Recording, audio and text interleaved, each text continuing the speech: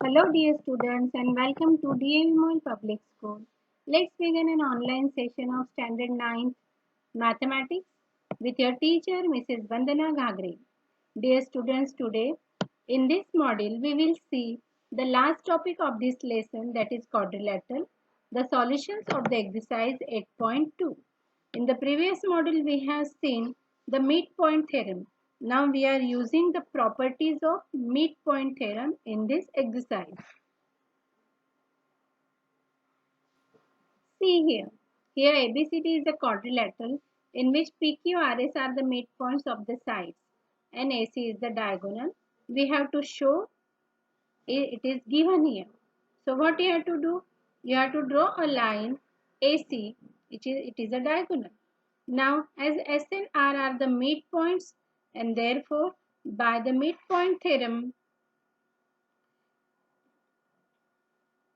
and Q is the midpoint. Therefore, by midpoint theorem, SR is equal to half of AC and SR is parallel to AC. The same here in the next triangle, that is APB, we will see PQ is parallel to AC. P and Q are the midpoints, and therefore PQ equals to half of AC and PQ is parallel to AC. It is by the midpoint. Now from this 1 and 2 equation, you can say as SR is parallel to AC and PQ is also parallel to AC, SR is parallel to PQ. Also, SR equals to half of AC and PQ equals to half of AC. So, PQ equals to SR. Now what? In the quadrilateral, PQRS, one pair is equal and parallel, and therefore it is a parallelogram. So in this simple way, by using the midpoint theorem, you can show the requirement condition. See here, the rhombus is given. What you have to show? You have to show PQRS is a rectangle. Now to show the rectangle, what is the condition? All sides diagonals are equal. Both the diagonals are equal. Now see here, in triangle ABC, P and Q are the midpoints, and therefore PQ is parallel to AC and PQ equals to half of AC. Now take the second triangle DAC. S and R are the midpoints, so SR is parallel to AC and SR equals to half of AC. So from 1 and 2 we can write, just now we have seen and we have proved in the first, same here in the second. From 1 and 2 we have seen PQ is parallel to SR. See the equation 1 and 2, you will understand.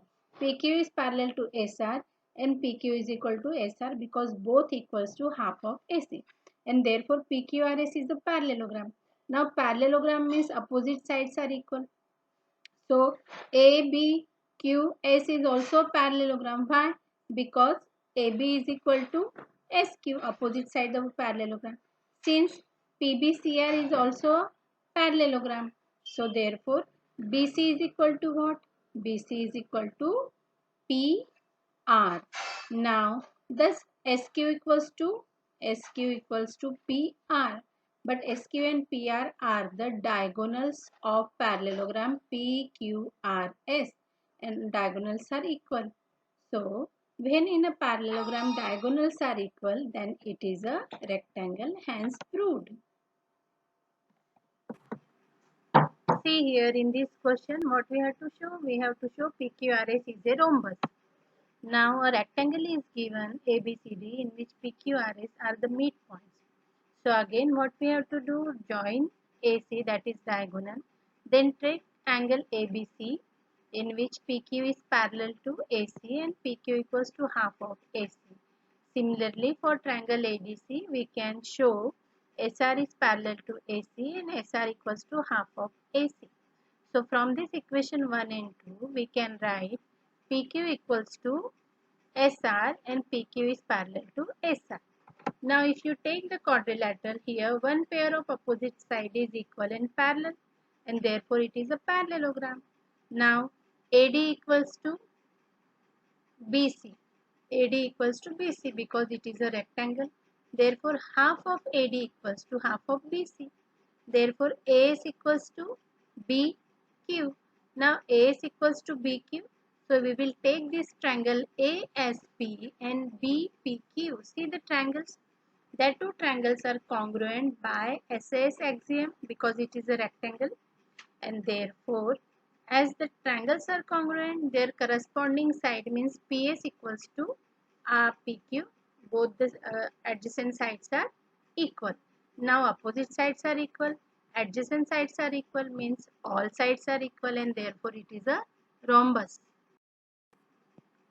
Now here in this triangle, in this question, ABCD is a trapezium in which AB is the parallel to DC and BD is the diagonal.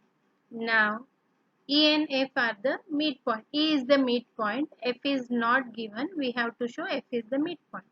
So dear students, by using the converse, E is the midpoint and AB is parallel to DC.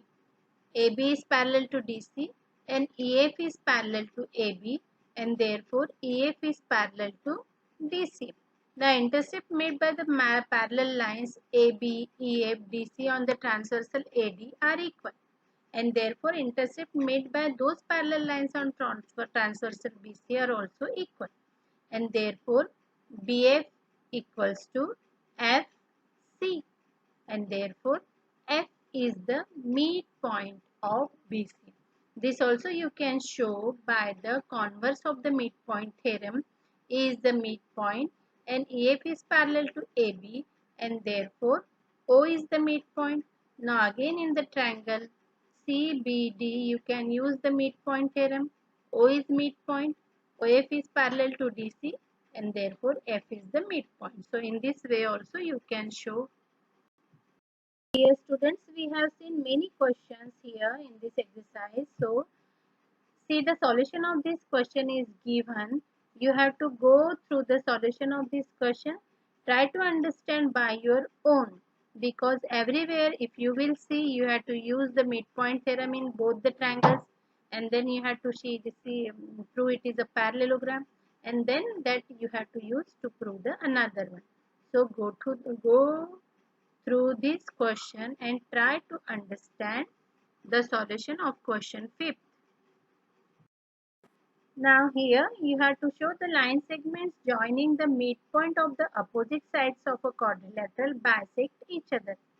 So here again see, if you will see here, again you have to use the midpoint theorem.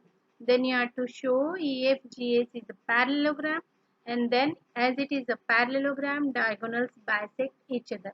So everywhere, dear students, we have to use the midpoint theorem, and then the process is same as we have already discussed in the previous questions. Now here in this question, dear students, you have to show D is the midpoint, MD is perpendicular to AC, and CM and MA is equal to half of AB. See here, the steps are given and the solution is given. What you have to do? You have to try to understand this solution which is given here, and then note down this by understanding the solution in your notebook. Thank you, dear students. Have a nice day.